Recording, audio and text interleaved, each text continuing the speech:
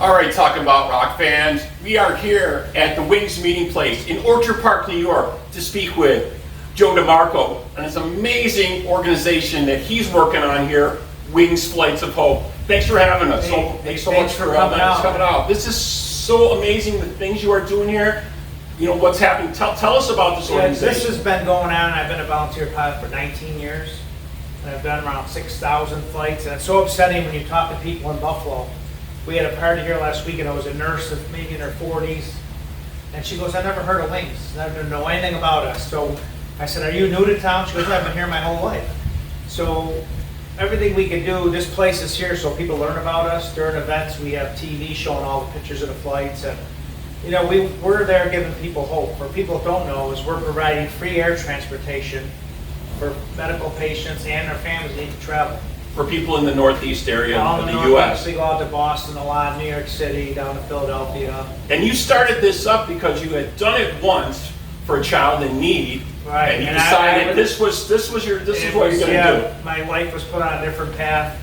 There was a little 2-year-old boy, and I didn't even know he was sick. I didn't really know much about it. And the mother, Erin, when she realized we were the pilots, this woman just broke down. She's crying, and her sister was with her, and these two women are just crying and hugging us and said, you know what this means to us, because Hans was born with a tumor, and now the cancer was on his spine. Right. And the doctor told no public transportation, so that's where we came in, and it was so rewarding to be able to give them a chance. Yeah, I just can't even imagine that. Like the families, what they go through, for all the different things for these kids, and then they find out like if they have to go somewhere else, all the money that would entail to do that. Oh yeah, I mean, if you have to get an air ambulance, I mean, it's $20,000-$30,000 to do a simple trip to New York. That's only one way. So our flights, like with little Calvin here, it's in our background. Right. Calvin's 13 now. The rewarding part is to see Calvin, and it was so sad. He was on life support, trach, and a ventilator, and they couldn't help him here at all, unfortunately. So they were pretty much going to let him go, let him pass. So they found out Boston Children's could help him, and about 15 surgeries later, over 3 years, he's perfectly fine. And he's one of our biggest spokesperson. I mean, he's quite a little character. He tells the story, and he really gets everybody's attention. That's He's been hugging me since he was like 4 years old. How many flights would you say roughly you've done so far? I've done about 6,000 in 19 years. And you have all kinds of volunteer pilots that you're working with. The pilots are wonderful. We have guys that have car dealers and dentists, architects, people just, have a plane, have the passion for flying, and want to go out and make a difference in someone's life. So that's the big thing with Wings, like giving hope one flight at a time. People, probably 80% of our flights are people with cancer. Wherever they live, there's nothing more that can be done for them. Right. And I like sharing Michael's story because I always share it with people. Michael was 30 years old. They had problems diagnosing him for a while. By the time they got to it, he had colon cancer spread to his liver, stage 4. So 3 years ago, they gave him 12 months to live. And the beautiful news is, about a month ago, he had his 2-year scan, no cancer, no other That's disease. amazing. Yes. So now this week alone, we flew 2 people with the same pump put in.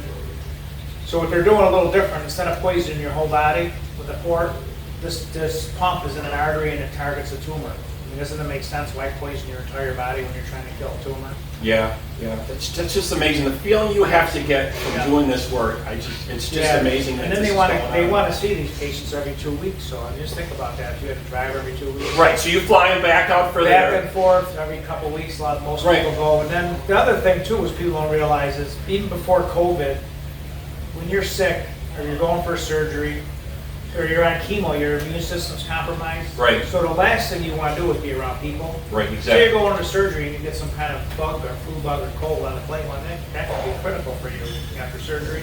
Right. And then with chemo, they could really kick your butt. So, we provide a pretty much germ-free environments, a couple pilots or one pilot, spray everything, wipe down the headsets, and it's, minimize germs. That's excellent. So when you fly them out, I've saw that you also, sometimes there's transportation for them from the flight to the facility, and then you wait to fly them back. Right, yeah, if it's a 2, 3, 4 hour appointment, we'll wait and bring them back. It's not worth flying back and forth and back and forth. So, and it makes it so much easier for them, because just think if you're going to New York and you have a 3 o'clock, you're supposed to be done at 3 and you have a 5 o'clock flight at JFK. Well, they never run on time. So, right. Yeah, then you can never get a flight on time. Yeah. Well, no, not the flight, getting your appointment done. Oh, that too. So if your appointment's running late, like we sometimes people run 2-3 hours late. We Right. just, we're there, we're committed, so we're gonna wait for them.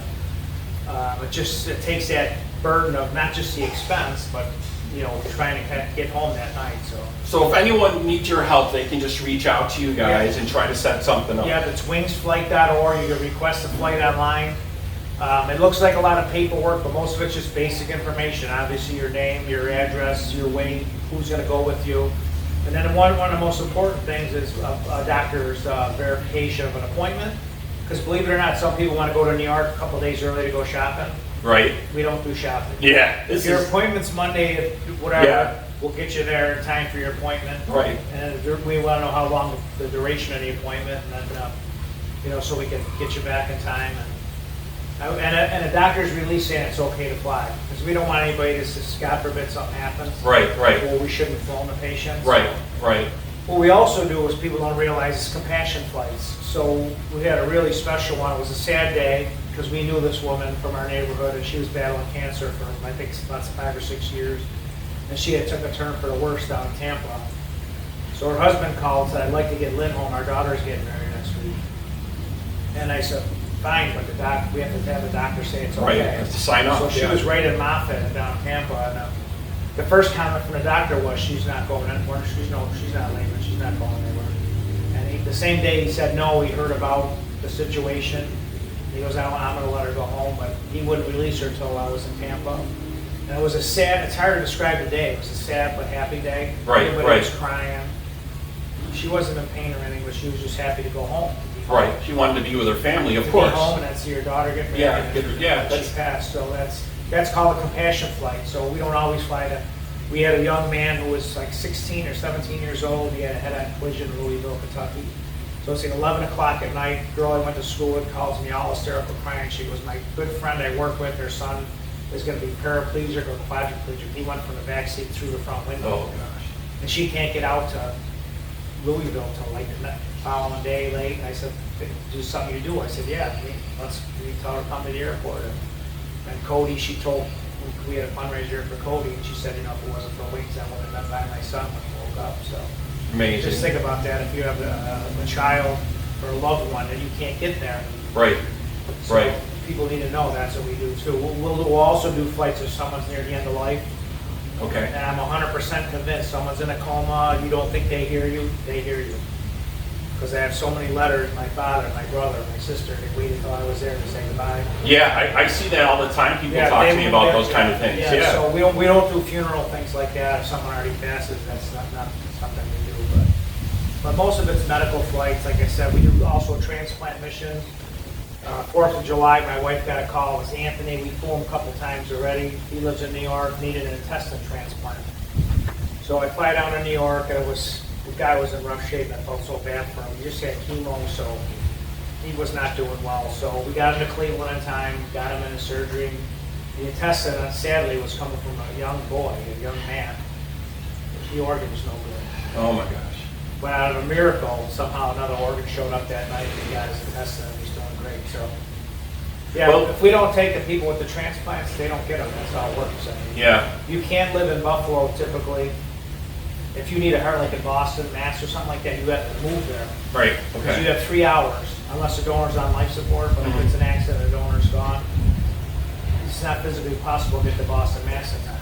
Right. And there's a story about that because when we flew Jim Kelly, he raised so much awareness. Some people complain, why do we fly Jim Kelly? It doesn't matter who you are. Jim doesn't have a jet. Jim could afford a flight, but he was not well. So the first time we flew Jim Kelly, Tim Day's a Tonawanda policeman, and Sherry Day called and said, I didn't think we'd qualify for a wings flight because my husband's a policeman, and, right. I have a job, I work too. I said, of course you qualify. So we started flying Tim to Boston, and it didn't take long. He got put on a transplant list, and at first they want you to move there. Right, you're saying, if they call you in the middle of the night, you're not.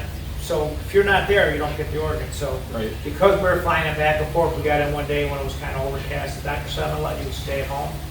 So it still took Tim 1 year and 3 tries to get his heart. And it was kind of neat because the Buffalo News, a beautiful story, said Wings was only a heartbeat away. And they explained that he would have had to live by himself for a year. And sure, his family could have came and visited him. Right, But to be yeah. away from your wife and teenage kids for a year and then pay the crazy rent that it is to live in Boston.